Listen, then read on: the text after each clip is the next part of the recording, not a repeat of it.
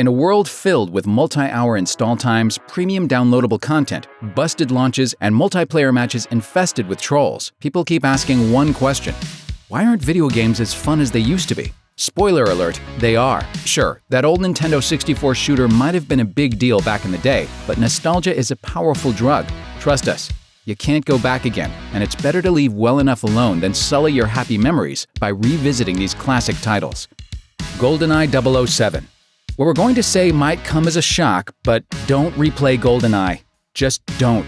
Yes, Goldeneye is full of once innovative features like stealth-based challenges, non-linear levels, and enemies that reacted differently based on where you shot them, and we know that you have fond memories of staying up all night with friends, pitting Bond against friends and foes alike, and shooting it out in levels like the creatively named Facility and Bunker. But if your copy of Goldeneye somehow makes its way down from the attic, run. What you remember as a high-octane shooter is really a blurry, uncontrollable mess. This is partly due to the game's low-resolution textures, straight out of 1997, which developer Rare had to use to get the game running smoothly. The controls are even more problematic. Without a second analog stick on the N64 controller, basic actions like strafing, sneaking, and lining up headshots are awkward, making James seem like less of a trained killer and more like a chimp who happened to find a rocket launcher. Let Goldeneye enjoy its retirement in peace. Bond's earned it. Resident Evil 2. Continuing the popular zombie-killing franchise, Resident Evil 2 sold itself as an interactive George Romero-style flick with dynamic camera angles, fully voiced dialogue, and a whole city to explore. Oh, and lots and lots and lots of blood. At the time, that was dazzling. Today, games that emulate Hollywood blockbusters are practically their own genre. And watching your badass zombie killer stumble around drunkenly thanks to those same dynamic camera angles that used to look so cool does not make for a compelling experience. The more distracted you are by trying to control Leon and Claire, the more you realize that the much-lauded story doesn't make much sense either, and that's before you even get to the nonsensical tofu mode. Grand Theft Auto Vice City.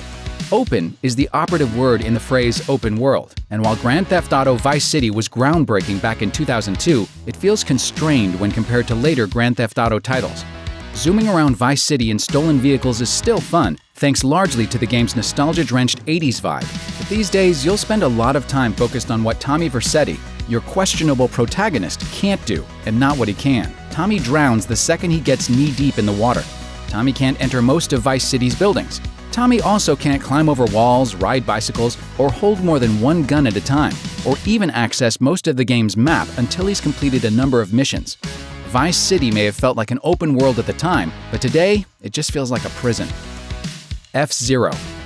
Before you complain about today's systems having weak launch lineups, remember that on the day Super Nintendo came out, it only had 3 games: Super Mario World, Pilot Wings, and F-Zero. If you weren't down for stomping mushroom monsters or flight simulation, bringing a high-speed arcade-style racing game right into your living room was still a ton of fun. But the Super Nintendo's unique brand of pseudo 3D doesn't impress like it used to. And without that hook, F-Zero feels pretty bare bones. It doesn't even have a multiplayer mode. And can you describe any of F-Zero's flat, featureless tracks? Probably not. And there are only 4 different cars to choose from. What's more, Captain Falcon, F-Zero's mascot, only appears on the box and in the instruction manual, and not in the game itself. F-Zero established a great formula, but the game itself, do yourself a favor and pass this one by as quickly as possible. Myst.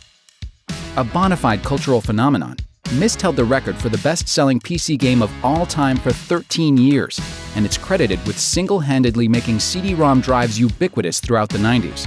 With a whopping 700 megabytes of storage space available, developer Scion Worlds crammed Myst full of breathtaking 640 by 480 images, thrilling full-motion videos of gears and cranks, and some grainy footage of a couple of nerds.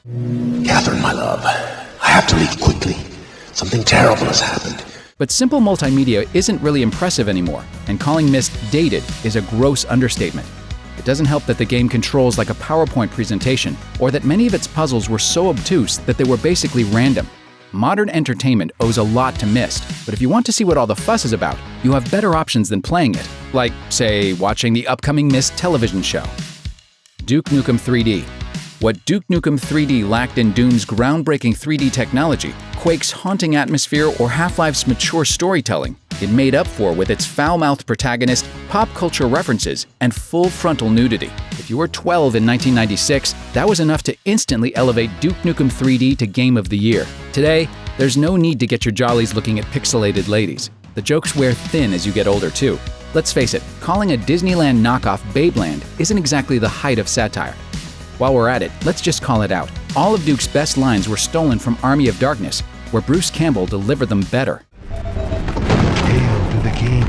Hail to the king, baby. After spending hours and hours with Grand Theft Auto, Saints Row, and Bulletstorm, Duke's Edge seems awfully dull.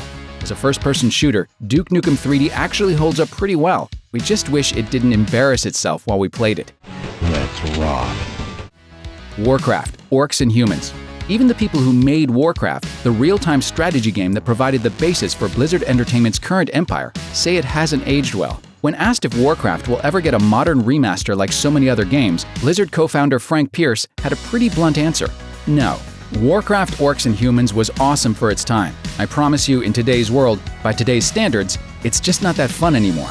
Pierce doesn't explain what exactly makes Warcraft feel so dated, but tedious large-scale maneuvers, limited roadside building, and rudimentary enemy AI are probably all part of it. Oh, and Warcraft doesn't run on modern machines without an emulator. A game that you literally can't play? That's one that hasn't aged well at all. Thanks for watching. Click the grunge icon to subscribe to our YouTube channel. Plus check out all this cool stuff we know you'll love too.